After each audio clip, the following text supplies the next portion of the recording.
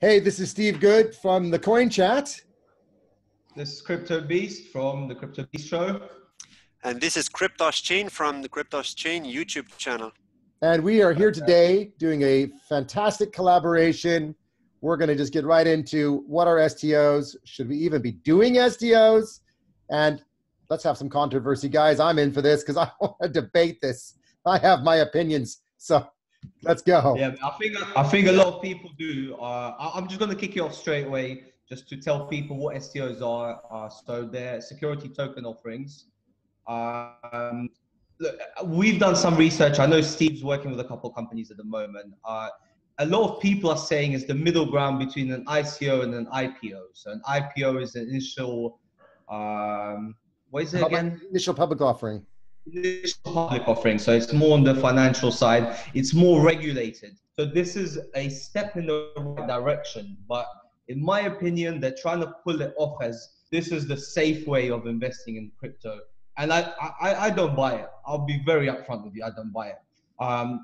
I've looked in the regulations. So there's 3 ways to sort of avoid the SEC and so you can actually run this STO. So there's Regulation D, which is what most people do.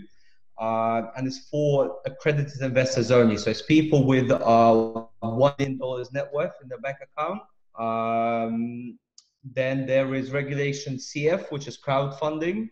But you can only, I think, and correct me if I'm wrong, you can only raise 1.07 million per year through this. Is that correct, Steve? I've never heard of CF before. Okay, so that's the second regulation. So that's what I read up so far. So it looks like that's the maximum you can raise. So it's way below what ICOs used to raise. Because I'm sure you remember last year and the years before, it's 50 million, 10 million, 70 million. Now it's like only 1. And then there's Regulation A+. Steve, can you tell me a little bit about this? Well, I can't, because I mean, I've been through I've actually been certified by a lawyer in the States. There's a course that's being done by a group to help people to know how to advise. And basically, people are not using A+ as far as registering their companies. Yeah. The mainstream is you focus on Reg D, because that's the mainstream way to form a company in the US if you're doing a US STO or forming a company. And then, of course, if you're doing something that's outside of the US, then you might form the Reg S, which is just complementary. But the Reg D is the main structure that forms the company and defines the mechanisms. And then there's even 2 subcomponents that you have to comply with in terms of determining if you're going to do it as a public sale or a private sale, which is interesting. Yeah, so it's all about the regulation. As you can see, they're using the word regulation. Correct. They have like a 1-year lockup at the moment. So they're trying to make it look like it's safer. And it is, like, once again, it's a step in the right direction. It is safer than ICOs. But it's not good enough, in my opinion. What do you think about that? Well, I mean, the honest answer for me is that the whole point of crypto is meant to be crowdfunding. Yeah. Yes. And STOs are really focusing on, first and foremost, accredited investors, which immediately limits the number of people and the type of people that can invest to a very restricted amount of people. For US law, you have to have a really big salary or a huge amount of money in the bank, both of which most people don't have if they want to do crowd participation. And, the same rules apply in Singapore and in the UK. They're just different variances of the same problem, that you have to be some form of an accredited investor, which means you have to have proof that you filed taxes for the last few years. You have to have a minimum income for the last few years. And not everyone's going to have that. And just limiting the number of investors overall to a very small number kind of defeats the whole point of crowdfunding, and it turns into a completely different game, which is actually going down the old venture capital path or seed rounds and all this kind of stuff, which to me is going almost a little too far. I mean, I certainly agree we need regulation in crypto, but I mean, is it right to say that we've gone from crowdfunding, anybody can participate, to STO, practically nobody can participate? In my opinion, to that is probably that's not the right answer, but it's what complies with the law. Well, it's I know Crypto Chain had some questions for you, but my sort of overview of it is that when ICO started and the whole crypto sort of started booming in regards to investment into new projects, what people need to see is that even if you were a 10-year-old, you were able to buy Bitcoin from someone that invested in this. So that's how unregulated it was. You can buy Bitcoin from somebody you know, invest into this project, make a profit, and sell Bitcoin to that same person you know, making that profit. So now we're moving to direction of regulation. So it's a step in the right direction. I like what I'm seeing. It's creating that trust, but at the same time, it's limiting the opportunities that these companies have. So it's what we want. Slowing the process down too, because I mean, how many people want to invest and wait a year? Right? Because that's another thing. You got a limited number of investors. You have to wait a period of time. You have to be accredited to get involved. So basically, we're just telling the whole entire like consensus and crowd-based communities, sorry, you can't participate anymore. And I'm not sure that's really the... Sorry, mate. One last thing. What they all have, Regulation D and CF, is they have a 1-year lockup limit, which is what I think is the best thing about STOs is that it will stop pump and dump schemes. So the companies won't be able to... Yes and no. I mean, the 1 year is that people are locked in after they make their investment. And after that 1 year, then the token can be listed and then anybody can get in and anybody can pump and dump. So it doesn't change the problem. It just limits it. It just delays the problem because delays the problem. I mean, because anybody can be on an exchange and can use a bot, and you know, I don't know how they'll restrict bots in new security exchange. I have no idea how they'll do that. But I mean, the reality is, if you want to pump and dump a coin, you just wait till it gets listed. You jump in there and you pump it. I mean, you know, how is that any different? As one does, yeah. Okay, guys. So anyway, go for it, Crypto's Chain. So I've actually got 6 questions for you. It's some only for Steve, and some are for Steve and CryptoBeast. So you can take turns. Maybe Steve first, because you're certified in it, and then CryptoBeast after. So one of these questions out of the 6 is mine, but the rest are from the community. So cool. Perfect. Let's start off. So do you think STOs will reach the same hype ICOs had? Steve, if you could please give us your opinion. Absolutely not. No chance. Because we're limiting the number of people that could participate. If you look at, if any company does an STO and they start with the US, the total global participation is limited down to 1,999 people. Ooh. That's it. And of that, only 299 can be US citizens and the rest can be from outside the country. So how can that possibly have the same hype or the same involvement at all? It's going to be big money playing around. It'll be hype amongst institutional investors. And all the rest of us will be sitting on the side going, great, but we can't get in. We have to wait a year. And, you know, it'll be like Twitter, right? Oh, it's such a cool product. I wish I could have had shares in this thing in the early days when it was just investors only. And we have to wait and invest when it hits and does IPO. That's the same game we're dealing with here, is we're all going to be waiting around.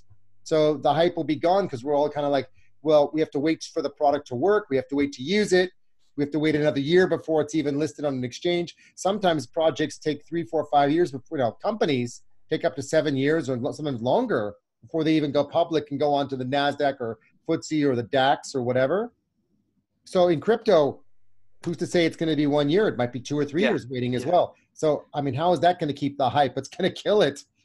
So actually, just one moment. How long does it actually take, more or less, just extending this question, to actually apply for the regulation, for the license, before you can start a token sale as an STO? I have one client and we started back in May and it's now January and we've only just started the sale. And the reason being is you've got to file, because we're dealing with STO, you're not just filing in one country. You have to comply with the laws of every single country where you're going to sell tokens. So if you're going to sell the tokens and you're going to sell them in Singapore, you have to limit it to 50 people. If you're selling in the US, you limit it to 299. During that 1 year lockup where people own tokens in Singapore and they own tokens in the US, the crazy thing is that you can allow people that have purchased tokens to swap with one another, but you have to restrict them to the country where they're from because you don't want to exceed the 50 investor limit in Singapore or the 299 limit in the US, which means that US people can only trade with other US people. And it creates a very illiquid market, which will be pretty much no trading takes place. But for those who want to get in and out, they could. but you're talking about a very long, protracted period of time, and you're talking about a lot of legal things that have to be done. And even after you're set up legally structured correctly for all the different countries where you're going to sell, the onboarding process, oh my God, it's like you have to first get onto an onboarding platform like Securitize or Polymath or Brightcoin, get set up on there, pay them a lot of money to help you through the process, and they're governing and managing the KYC process, the anti-money laundering process, the accredited investor process, and at the minimum, it's going to take 5 to 7 days to verify a person, and at the outset, it could take a month before the person's even verified, before they can even receive the memorandum documents from the company to even issue them, so you can then look at them and decide if you're going to invest. Okay, so it sounds so talk really about going from, oh, here's a white paper, project looks amazing, send a few emails, talk to them on Twitter, I'm getting in, or talk to them on Telegram, have some AMAs, and we're going to go from that to, 2 months before you can actually get one investor to put some money in. Maybe 2 weeks if you're really lucky, but I mean, you're talking about a much more extended period of time of, and to be fair, there's something good about that too, because there's a lot of due diligence that's going on both sides, because we get rid of all the scammers, we get rid of all the crap, but it's gone from one extreme to the other. That's my concern. Yeah. So CryptoBeast, thank you very much, Steve. That's actually really good. It's actually a really nice answer, because you've explained the ins and outs as well. So CryptoBeast, what's your opinion on that? Like, what do you think?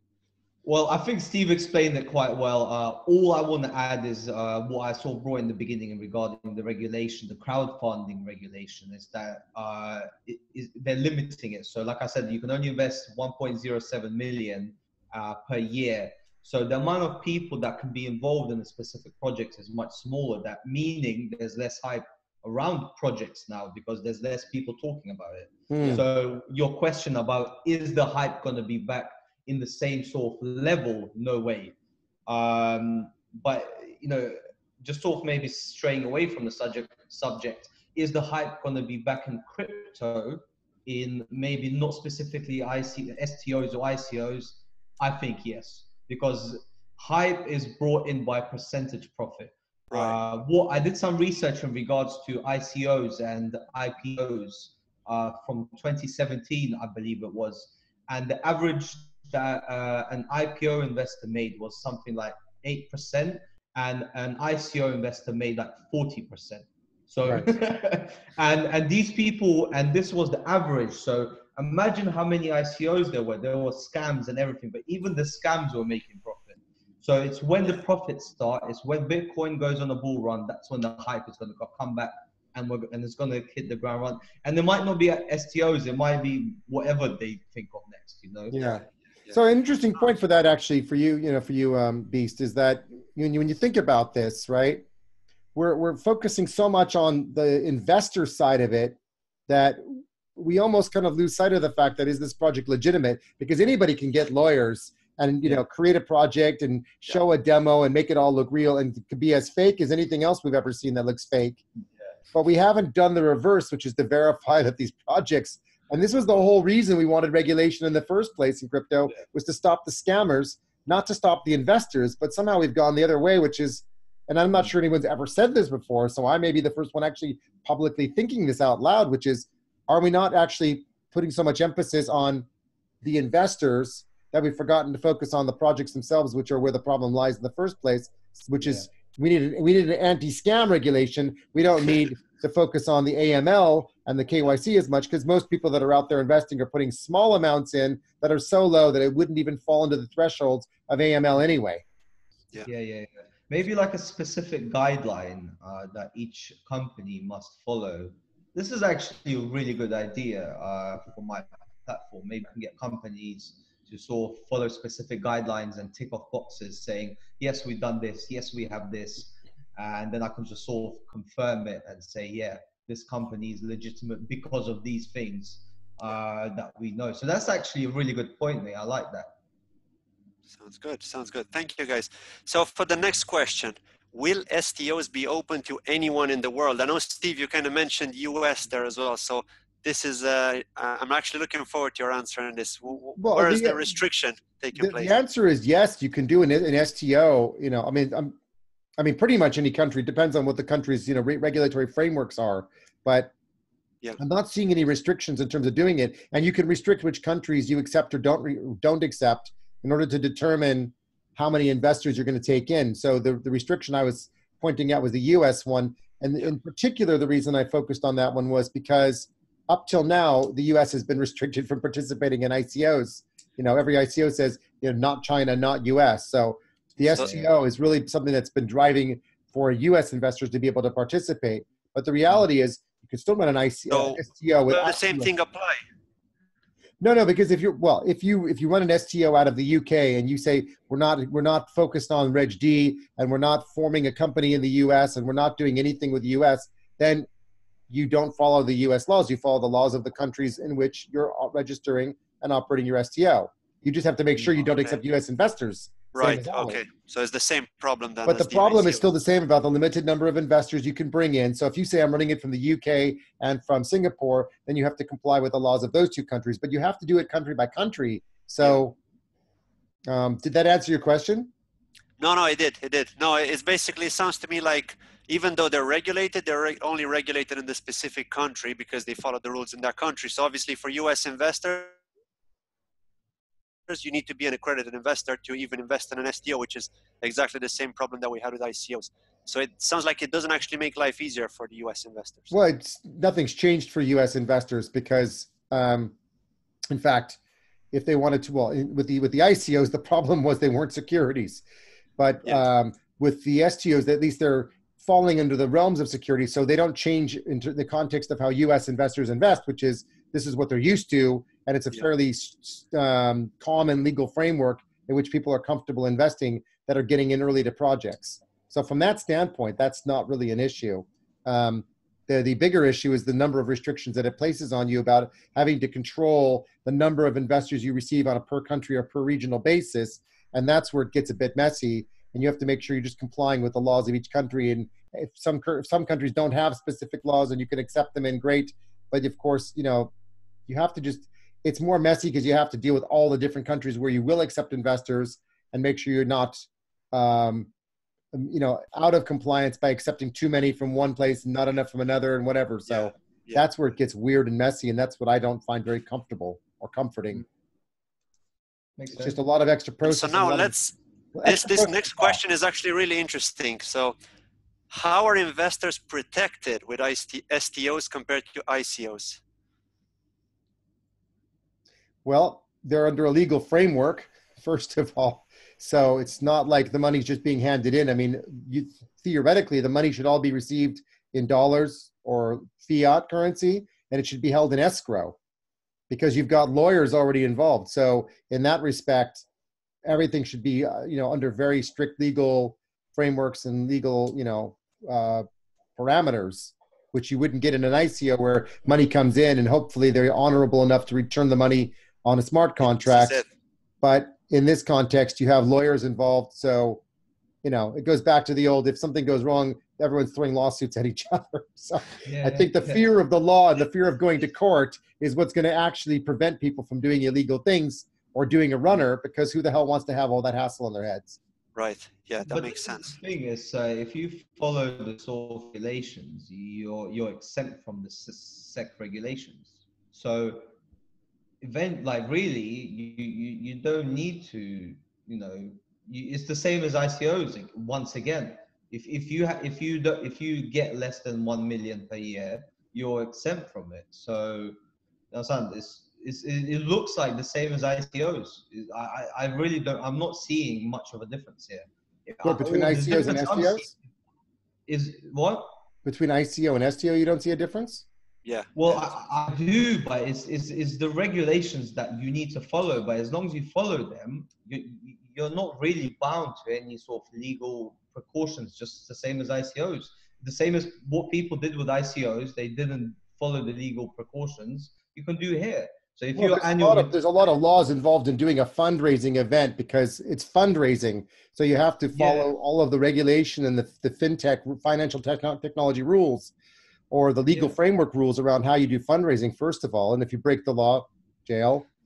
So already that's one big problem. They're limiting the number of investors. So it's not a crowd fund anymore. It's not consensus anymore. It's not about, you know, community. It's about a select number of, limited number of users. Yes, you're raising money, but you can raise money with 10,000 people, or you can just limit it to 2,000 people. I mean, that's the main thing, but you're following under very, very strict legal frameworks. What I'm trying to say is that, let's say I open up a website. I'm a web developer. I open up, I say I'm running an STO. I've raised $500,000 from 100 investors. And that's it. I get the money, I open the projects, and I sell the tokens. Who's going to stop me from doing that? What regulations are there against this?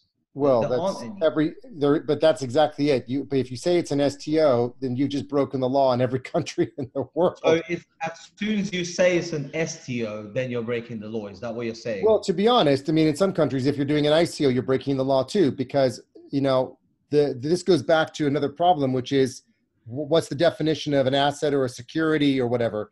And in the US, they have what's called the Howey test, which basically looks at a whole variety of things. I don't understand the Howey test in detail, but the point is, in simple terms, if you invest money into a company and it's tied to the company in any way that's trading, and it's an investment in, it's a security. In the UK, they're treating it slightly differently, or they're talking about treating it differently, saying that if the token is not tied to assets, if it's not tied to dividends, if it's not tied to any form of profit from the company, no voting rights in the company, then it's not tied to the company in the same way as a security, where the US would say, oh, no. The money's an investment. The money trades on an exchange. It's security. Yeah, because a security token promises a profit. A utility token promises a service or utility. Yeah, but the SEC doesn't view it that way, because as far as they're concerned, if you receive money from somebody to invest into your company, whether you've given them equity or something else, if you're able to then trade that thing like an equity on the stock market, they're treating it as equity, treating it as, even if it's not. And the interesting thing about crypto, and this is where it gets really interesting for me, is we love to have consensus. We like to vote. We like to participate, but we can't have voting rights. So where the UK is going to get interesting is we're saying, hey, if you take these tokens and you don't, vote in the company's bylaws, and you don't have equity and you don't have dividends, that should probably be okay. But then I'm thinking to myself, do they understand what consensus is? Because if the company issues out a bunch of masternodes and a POS model, and those POSs are doing consensus on the coins, does that now suddenly make it become a security?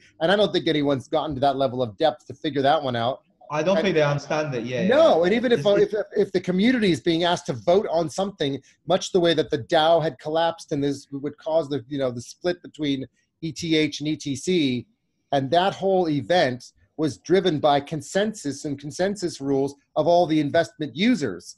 So that's a vote.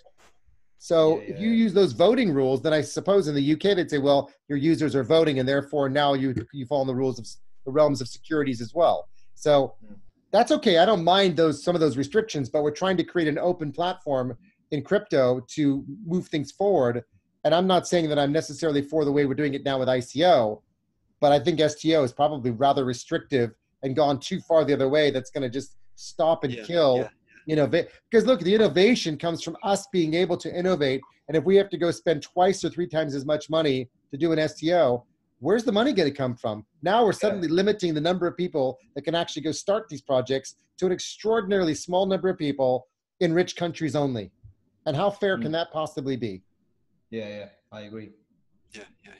And are you able to give any kind of prices as to how much a license to apply for regulation with an STO actually costs? So if I want to open a token sale tomorrow, for example, let's say I decide to do it the legal way and I want to open an STO, the first thing I need to do, I guess, is to obviously create the product plan, the roadmap, etc., and then apply for the license, right? So how much will it actually cost me? Is it country dependent? I assume it is, but can you give me an example of a UK maybe? I mean, what I'll say is this. Maybe or US, how much would it actually cost me to open one? Let me put it this way. If you look at ICOs, they were spending anywhere at the low end and scraping by at 100 grand USD. Yeah. And at the high end, 250 was a very normal number. 250K USD was a very normal number to spend, because they were bringing on advisors, like me, who were actually working for the money, not just taking coins. They were bringing in marketing organizations. They were paying for bounty programs. So 250 was not unusual for ICO. But that was inflated. That was inflated. Let me just put that out there. What was inflated? Those prices were inflated when ICOs were going.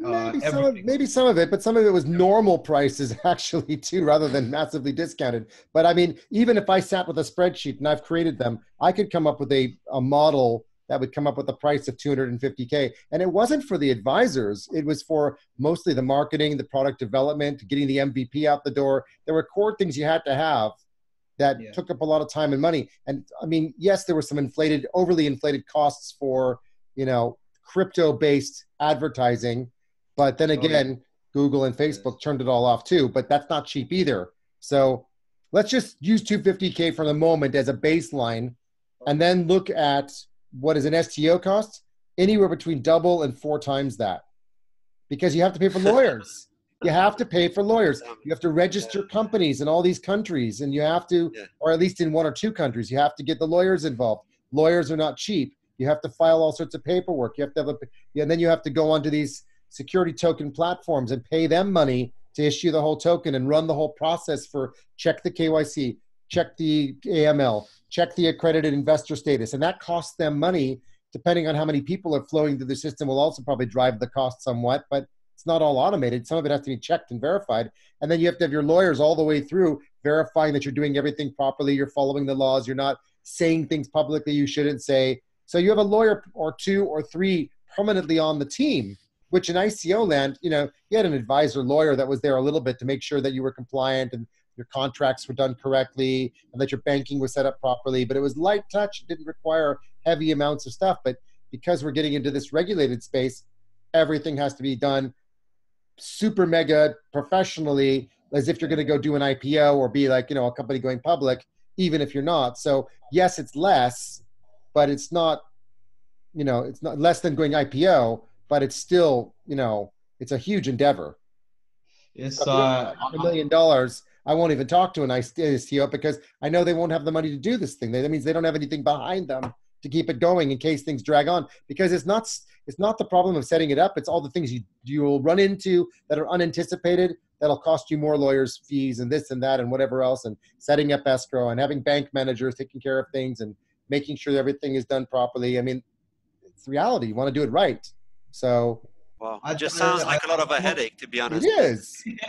I'm not going to swear for the purposes of our YouTube channels, but F that. It just seems like it's not worth it, really. Isn't it easier just to go start up a company and go put it on Kickstarter and say, just put some money in and we'll give you tokens? Oh, but we can't do that. It's like we said in the beginning of this podcast. The hype isn't the same anymore. So what's the point of paying more if there's less income? Yeah. Well, where is this at? The difference, remember, the difference is that you're only targeting accredited investors who have, a minimum of 100, or was it 2? I think it's 200. I forget the number. 200. 1 million net worth. 1 million net worth. Well, no, it's either $1 million of net worth, or you have to have 200K income yourself, or 300K between you and your wife. So if you and your partner have a $300,000 income, or you alone have, I think it's a $200,000 income, and I'll have to fact check myself on that, but I'm pretty sure that that's what it is. Then, great, but the point is that because you're dealing with that crowd of people, you're dealing with venture capitalists, you're dealing with hedge funds, you're dealing with angel investors, you're dealing with wealthy people, family offices. So of course they have that money. So it's no big deal for them to put in $500,000 or $1 million for a project. Whereas, let's face it, do you want to spend $250K to receive, $100, $100, and trying to get $100 10,000 times to get, $1 million? Or is it easier to get 2 investors that each put in 50K or 100K or 1,000? Telegram did, I believe. Makes sense. What's that? It's what Telegram did. They go just private investors. I think they started it off, and then they I'm not really sure what's going on with that. But I don't know if you read this, or they had the white paper. It looked pretty good. But yeah, 180 pages long. I kind of gave up after page 20. It's so amazing. They're basically doing like a new Visa platform. So they're destroying Visa. It looks incredible. If they can pull it off, those investors they're going to be laughing in the Bahamas soon. So. Well, they raised a lot of money for it, so they better deliver. Yeah, for real, yeah. Yeah, I agree. What do you think is more complicated, opening an exchange or a nice STO? Exchange. Good question. Exchange, yeah. I think exchange. What do you think, Steve? I think, well, I mean, cool, opening an exchange isn't that hard because you can just go and buy an out-of-the-box one and just put it up live. It's not hard to do. I mean, there's like 4 or 5 software packages out there. The security as well behind it, the firewall. Yeah, of course. If you're talking about costs, I'd rather put my money into hiring a bunch of security experts and building a proper system, because I've come from a background that you're asking me what I'm more comfortable with. What I'm more comfortable with is building software, because that's where I spent my career. If you're asking me to spend my money on lawyers, I'm not comfortable spending it on lawyers because I don't know how to control their spending, because you give them a task and they won't fix cost anything. I spent my entire life in the career of IT consulting, where we fixed price, we limited the hours, we delivered the work. If the work took more time than what we thought it would take, it was on us. And in the legal profession, it's the other way around. They won't fix price things. They just keep on billing hours. You say, look, I've only got a budget for this, and they keep going, and it's so hard to control. I would not want to be in a place where I'm having to spend money on something that I don't feel comfortable with. So for me, building software is easier because I know what I'm dealing with, and I know how to go and say, hey, company A, B, and C, give me a quote for this, and I'll write the spec out and say, this is what I want you to give me. Can you do it? I'll take the 3 quotes, I'll take the price that's in the middle, or the team that seems to be the best, and then I'll bring in a secondary team that checks the security of everything. Job done, price, I don't know, 100K, 200K, and I've got my exchange built. See what I mean? So for me, it's about a comfort factor for me more than anything. Also, I think I thought of your question a little bit differently. Can STOs and ICOs coexist, though? Sure, of course they can. You can do dual token in a project, absolutely, because the security token is being used for the purposes of securing the assets. The utility token can be used to operate the platform. The question is whether you can do dual fundraising of the two at the same time. Theoretically, you can, if you do the STO in certain restricted countries and you do the ICO in other countries where they're less restricted and they're just doing, but you don't mix the two together. You have to keep them absolutely separate. Right. But I don't think there's any specific rules that define whether this is okay or not. I think some people would say, shame on you, Steve, for saying this. And other people would say, it's fine. But I've not seen anybody say it's absolutely not okay. I have worked with projects that are using dual token.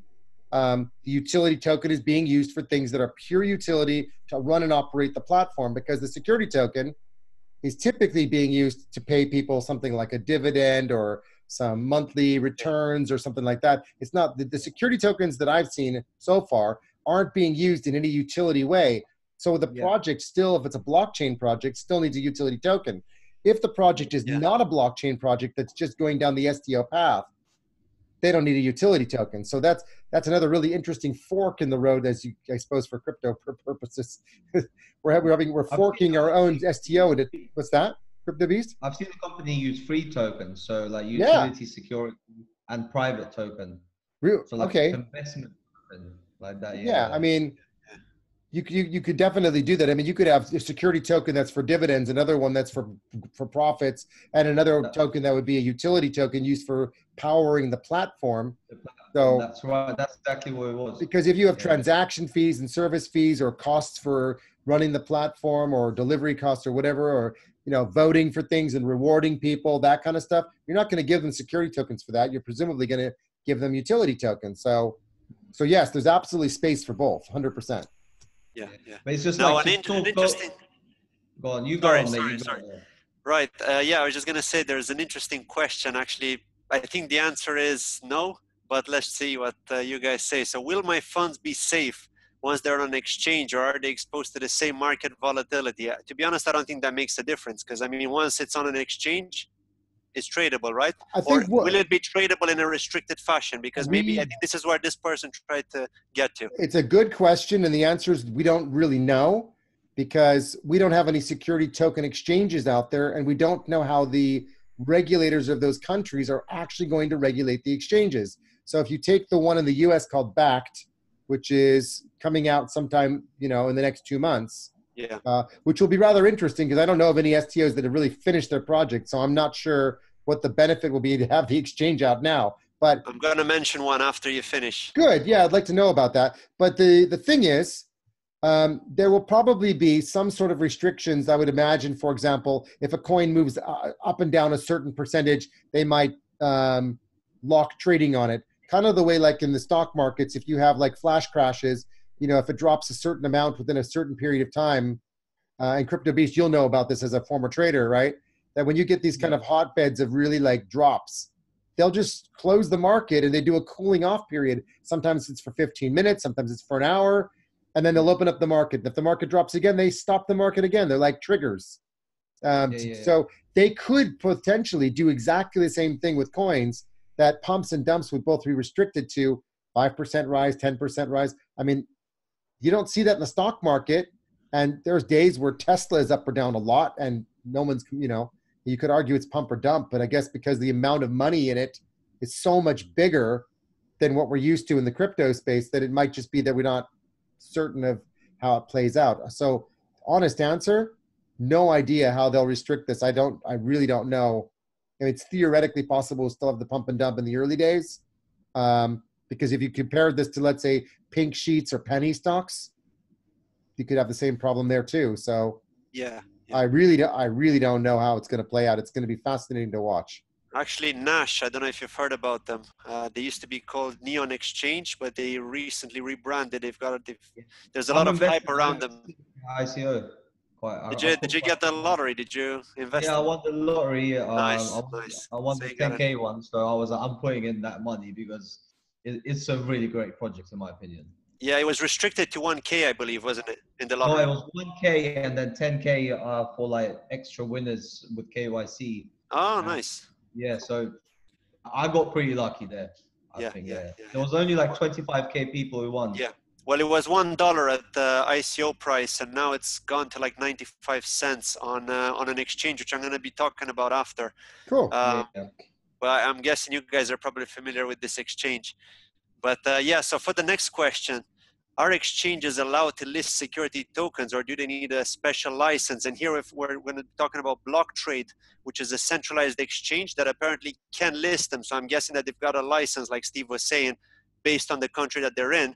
And also you've got DEXes like Aphelion, which is a decentralized exchange, you know, it's a DEX, but not really decentralized because it's kind of like hybrid from what we've heard. And apparently they've listed next, right? So you can actually buy it on there if you do KYC, and if you're not from the US. If you're from the US, forget it, you can't. They recently had some legal problems there, obviously with the SEC and all that going on. You know? So really, what's your opinion on that? My opinion is that they're probably breaking the law, because most exchanges are pretty outright saying we do not accept security tokens, full stop, and they'll try to do minimal checks. Yeah. But in Decentraland, how can you possibly check that? Because it's not really being managed the same way. Maybe the teams are checking it, maybe they're not, maybe they're monitoring it, maybe they're not, but I would sincerely doubt that they've actually complied with regulation. Yeah, I think they're taking advantage of the fact that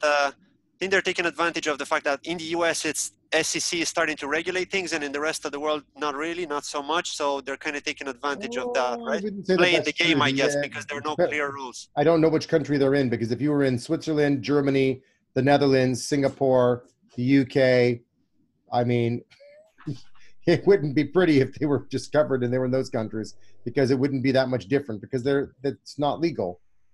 Yeah. So wait, you were saying is Nash on an exchange? I guess it depends where the servers are as well, isn't it? Where they're registered as a company. It's where the company's registered and where the people. Sorry, say that again? Yeah, is Nash on an exchange now? Yeah, on Aphelion. And is that their first exchange? The only one they're on? Yeah, they've actually been listed there for quite some time, even before Aphelion shut out US investors. So basically any trader from the US could just go in, log in to the Aphelion wallet, access their NEP5 tokens, deposit Aphelion or a NEO, and then buy with NEO, they could actually buy NEX. NEX is the token, the ticker symbol for Nash. So Nash is going to be the exchange, NEX is the token.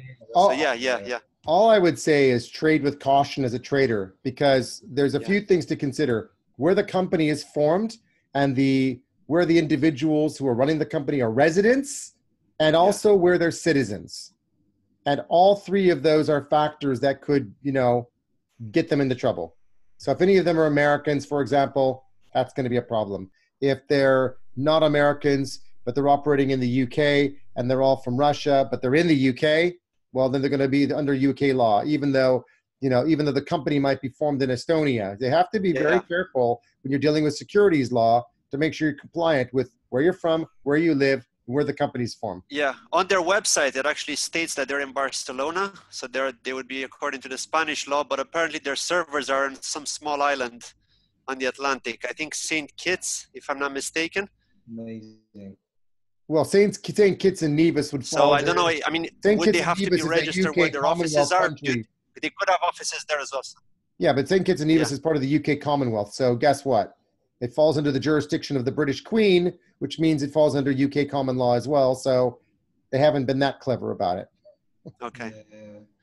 Right, right. I mean, these are just realities that if you want to get into that space, then just do your homework. And all the things you're describing are now suddenly not just set up a server. It's now a cost. Can I be in this country? Get a lawyer. Can I live in this country? Get a lawyer. Do I have to do this because I'm in this country and I'm from this place and I'm setting this up in this place?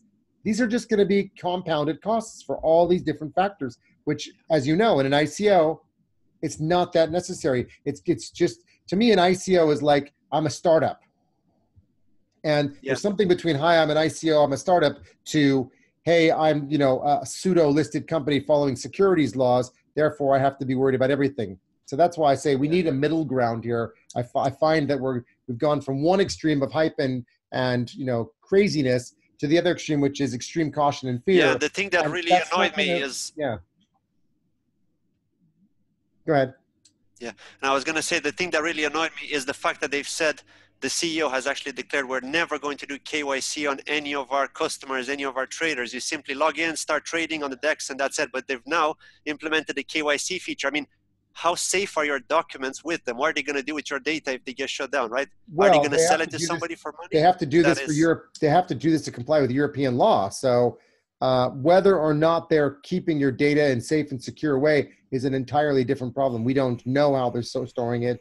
We don't even know if they're complying with the rules around data retention, because you could be, a user of the system and then stop using it. And actually by law, they're still required to hold the data for usually up to 7 years. So I'll bet you most ICOs that shut down don't even realize they still have to hold the data.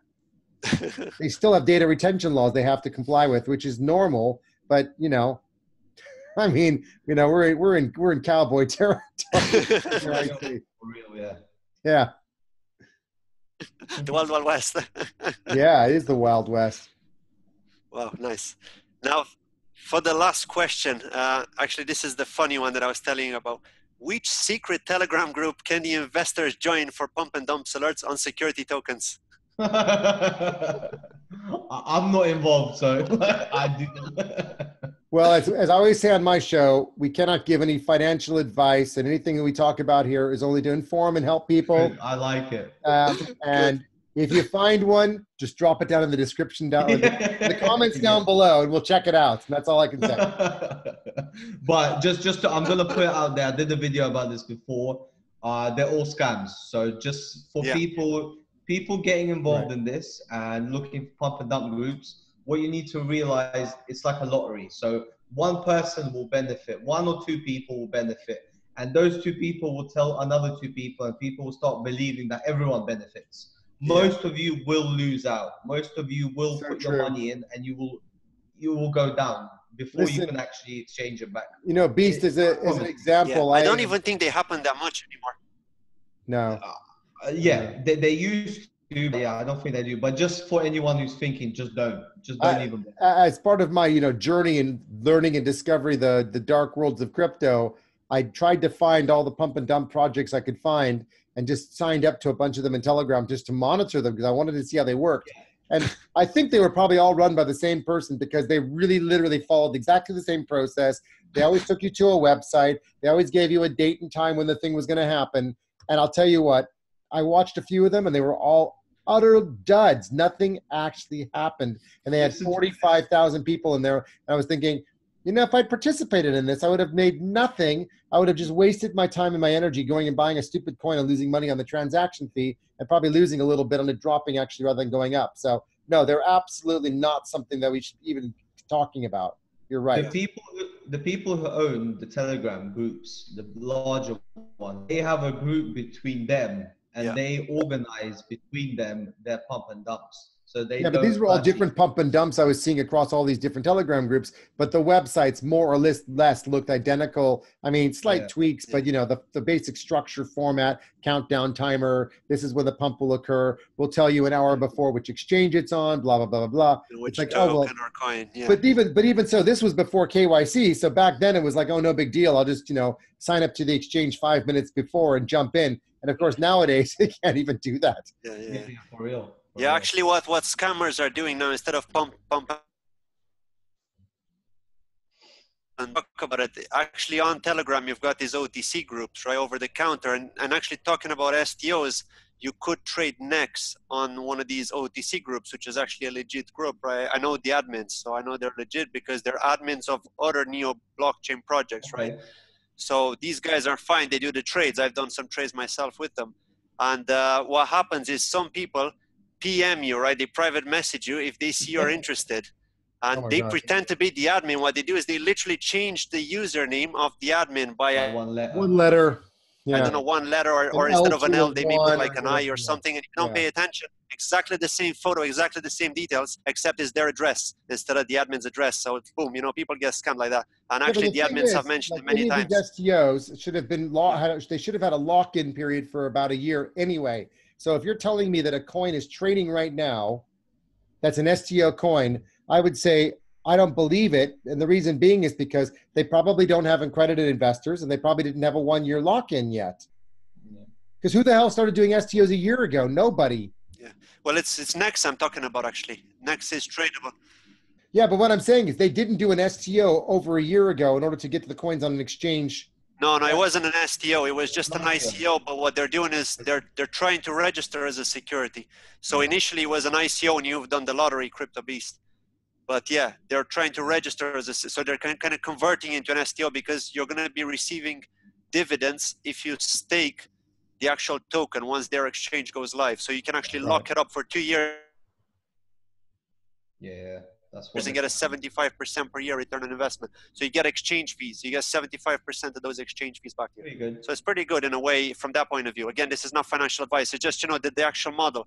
Yeah, it's pretty cool. I would just be very careful with that because if the regulators decide to start investigating that one, I haven't looked at it myself, but what you're describing to me just sounds a little bit strange. If you want to convert your project from ICO to STO, fine. But at the point that you convert it, you're moving off the decentralized exchanges, shutting down the coin, creating an entirely new coin, issuing it off to a securities exchange, and that's that.